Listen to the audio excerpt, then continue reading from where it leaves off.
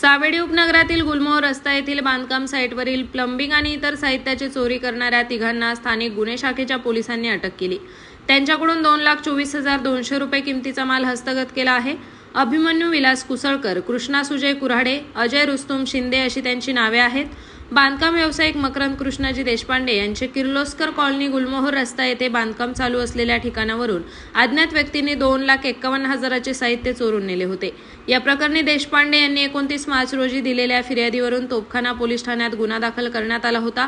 Police अधीक्षक राकेश ओला यांच्या आदेशाने स्थानिक गुन्हे शाखेचे पोलीस निरीक्षक दिनेश आहेर यांच्या मार्गदर्शनाखाली पोलीस अंमलदार संदीप पवार, मनोहर गोसावी, रवींद्र कर्डिले, सचिन अडबल, देवेंद्र शेलार, विजय ठोंबरे, प्रमोद जाधव, अमृता ढाव आणि मेघराज कोल्हे यांच्या पथकाने रेकॉर्डवरील गुन्हेगारांची माहिती घेतली असता सदर गुन्हा अभिमन्यू कुसळकर याने त्याच्या इतर साथीदारांसह केला असल्याची माहिती समोर आली।